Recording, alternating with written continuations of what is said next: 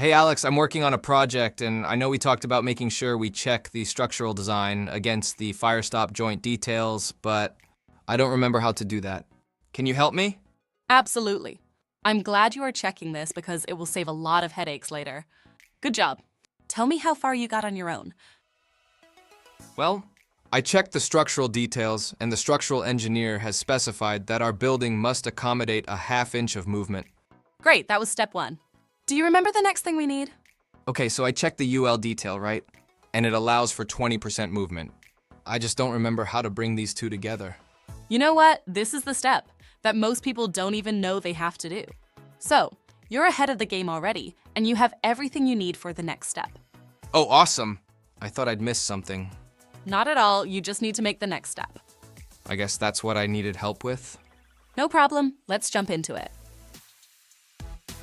You can find this formula in UL's XHBN document. It's free and available to anyone who signs into the website. For the next step, we need to calculate the required joint size using the movement percentage allowed by the firestop system. What's the movement capability of the firestop? You take the movement that is called out by the structural engineer and put that over the movement capability. So for this project, we take your ½ inch over your 20%. Okay, so that will be 0.5 inches divided by 20%. That means the joint must be at least 2.5 inches wide if we want to be able to accommodate 1½ inch of movement with this firestop system. Exactly. That ensures that when the joint moves by 1/2 inch, the firestop system can still function properly without exceeding its allowed movement capacity. Different systems have different movement capabilities, so always check the listings that you can find from UL, Intertech, or any other nationally recognized testing laboratory and verify that the joint width meets the necessary requirements. Got it! I'll check with the architect to see if we can use a joint size of at least 2.5 inches for this project.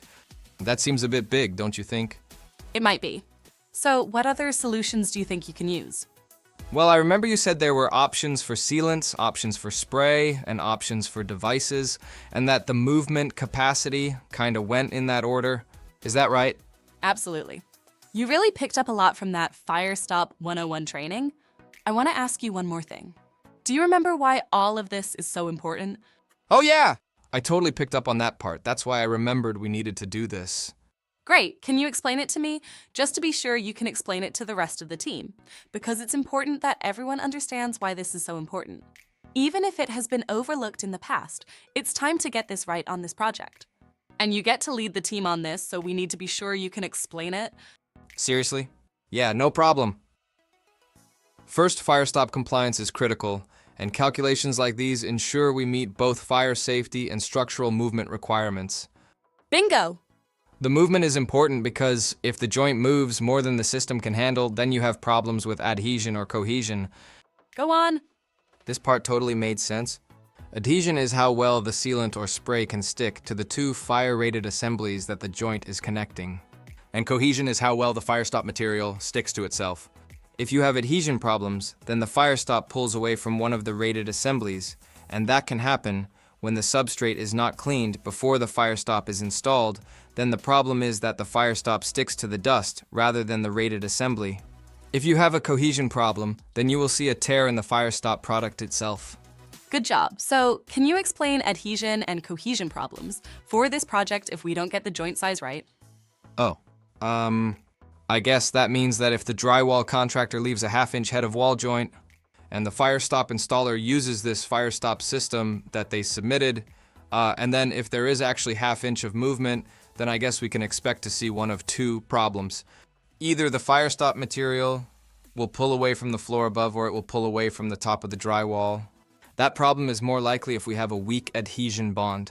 If there is a strong adhesion bond, and there is more movement than the firestop system can handle, then we could expect to see a problem with the cohesion bond, and that would be apparent when you see a tear in the firestop. I'm guessing this could happen both with sealants and with firestop spray, right? Yeah, you're right. This is great. You really picked up everything we talked about in the training. I'm impressed. Now, at the end of the training, I asked everyone to think about the different projects you have been on and which types of assemblies you would most anticipate each of these types of failures. Actually, We saw this on the last renovation project we had. When you asked that question, I was thinking about it on my drive home, and I felt like some CSI forensic rock star. Because all of a sudden it all came together. Wow, that's cool. Tell me about what you saw. Okay, so in the parking area we had a flat concrete deck and some masonry walls. In the center span of the masonry walls we had rips in the firestop sealant.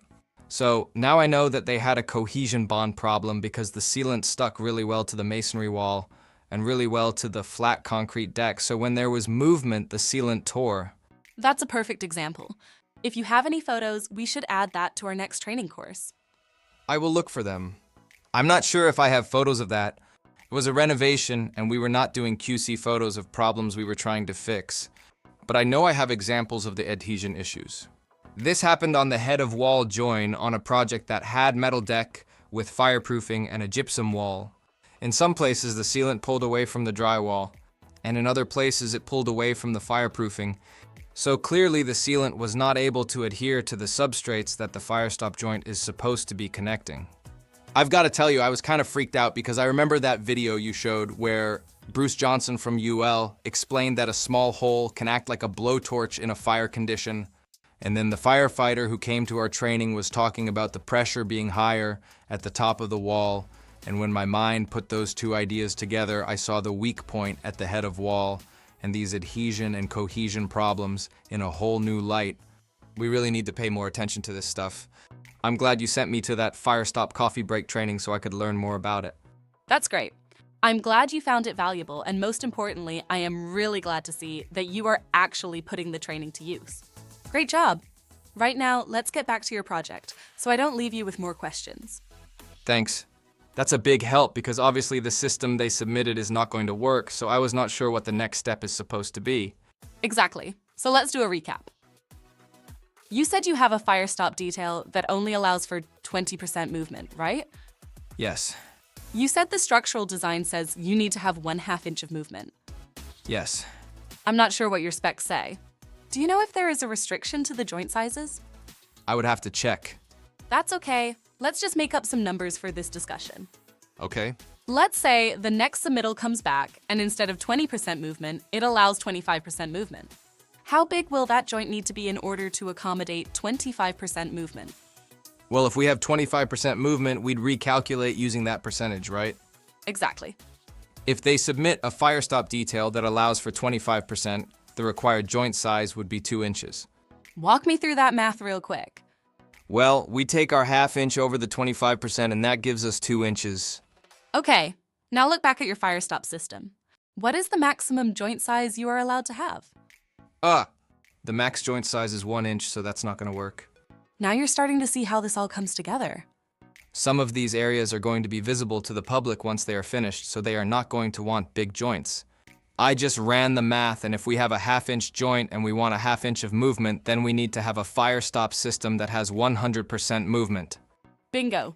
How are you going to do that?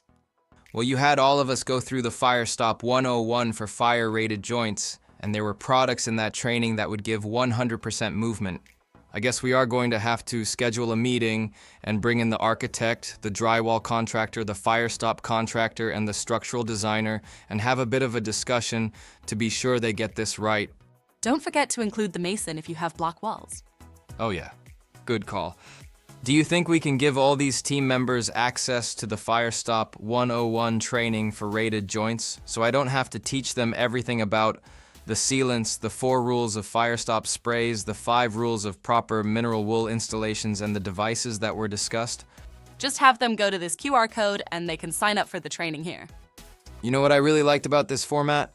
It was an app that I downloaded to my phone. All the sessions were short videos, so I could watch one a day, or I could binge watch at lunch, or while I was doing chores.